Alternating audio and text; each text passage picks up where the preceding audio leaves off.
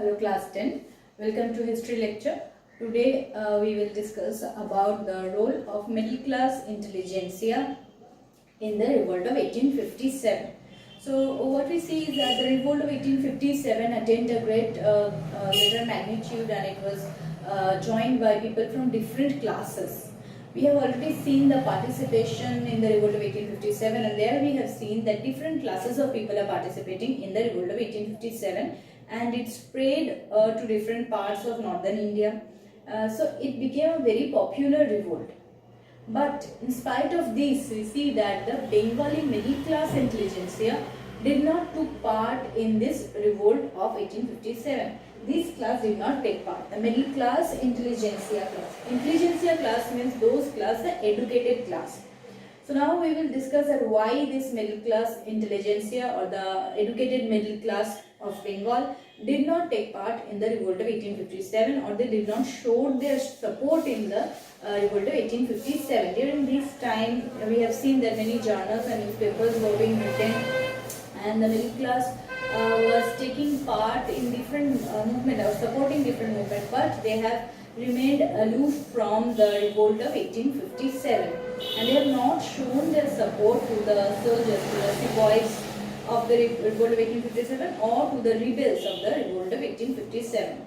So we need to see why this happened, that the educated class remained aloof from the revolt of 1857. So we see several factors. First factors that we should see is that this class, the middle class intelligentsia, was always against, they were educated class and they were against fanaticism and conservatism. This middle class intelligentsia was always against fanaticism and conservatism, and they were against the orthodoxy of the Hindu society. So when this revolt started, the revolt of 1857 started from Barakpur in Calcutta. Not started means the first spark, we can say, broke out in Barakpur in Calcutta. First spark of the revolt broke out in the army contingency, where Mangal Pandey showed his protest by firing at the commander. So in Barakpur, when it started, the movement started, the first spark of the revolt was seen. It was based on what? It was based on the issue of the Enfield rifle. So as this movement, when it started, it was first spread among the sepoys because of the Enfield rifle. The sepoys were mainly opposing what? The Enfield rifle. What is the reason of their opposing the British? Not because they are torturing the Indian, not because they are imposing higher taxes or that, but they are going against the East India Company because of the Enfield rifle has a grease cartridge which is made of cow and pig fat that is hampering their religion. This rumor was spread that the Enfield rifle is specially introduced to hamper the religion of the Hindus and the Muslims. That is why, for this reason, we see that the sepoys, Indian sepoys, broke out into rebellion against the British. But we see, because of this reason, as it was which had a religious overtone,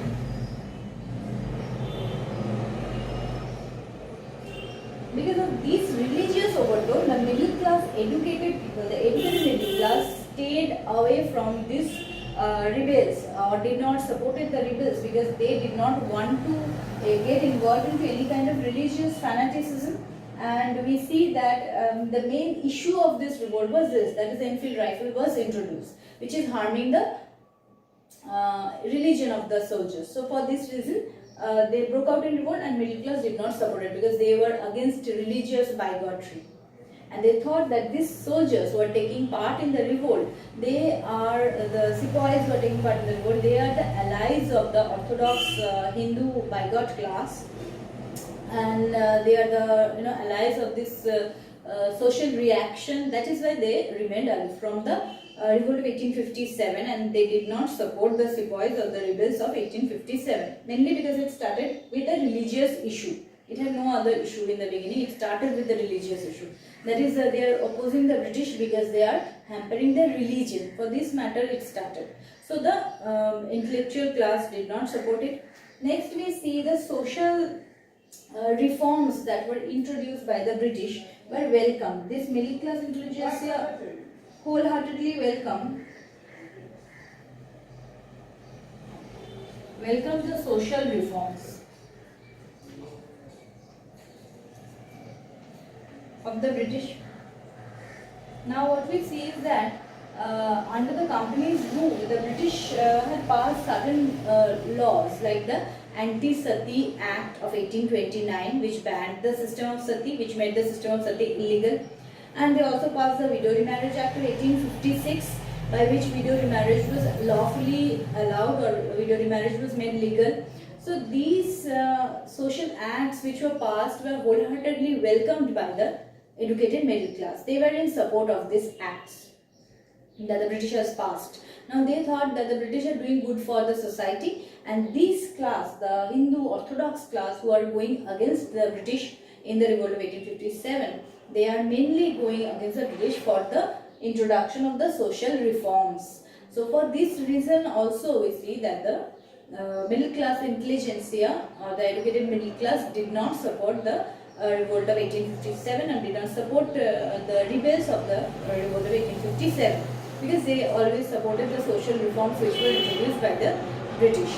Now the Orthodox class were always from the very beginning against these social reforms, and as they were against the social reforms, they are taking part in the revolt of 1857 against the British, and the middle class intelligentsia never supported it. Another factor is the socio-economic factor. There we will see the social position or the social status or the economic condition of this class, of this middle class. Social position or the economic condition of this class was also because of the British. These middle class were mainly a product of the colonial rule. They got their social status because of the colonial rule, and their economic condition is also good because of the colonial rule. Means we see that the trade and commerce which was started by British in India, and they got the benefit from these systems which the British introduced in India. As they are getting the benefit of the systems which were introduced by the British, trade and commerce, they are like getting the benefits, and the social status is high.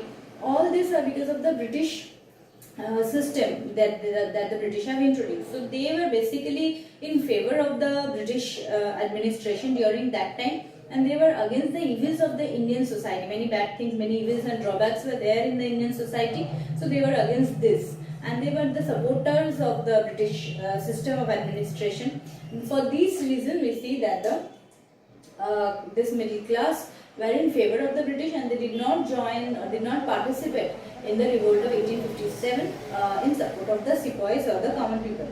So this was another factor. Also we see that education, the education which they got, the British, they have got the Western education, which was also an introduction of the British.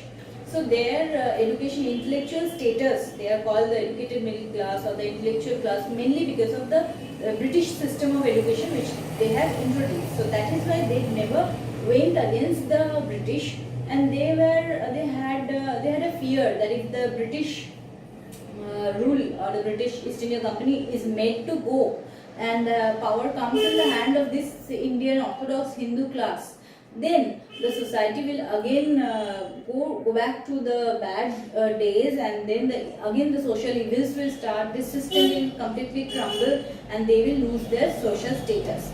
This was a fear which was inside them, so they never supported the rebels of the revolt of 1857.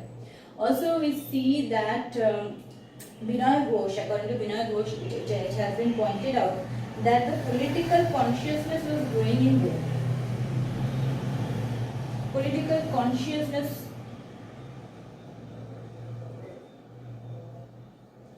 there was a growing political consciousness among this educated middle class, because they were educated, they had an awareness about the political condition about in the world.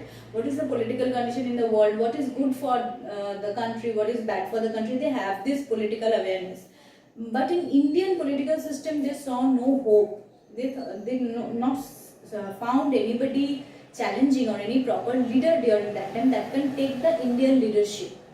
Thus, we see that this class, the middle class intelligentsia, supported the British, and they thought that some political betterment of India would be possible under their rule, because they were politically conscious due to their study of Western history and Western philosophy, and they wanted that better political condition can be introduced in India by the British government only, because in India, if the power is given to this Orthodox Hindu class or to the sepoys, then there is no hope. So they not found any hope. In the revolt of 1857, we know that there was no particular aim. So they saw no hope in the revolt of 1857, and they of course supported the British, and they did not support the rebels of the revolt of 1857. These were the reasons for which the middle class intelligentsia stayed aloof from the revolt of 1857, and they did not support the rebels in the revolt of 1857. Thank you.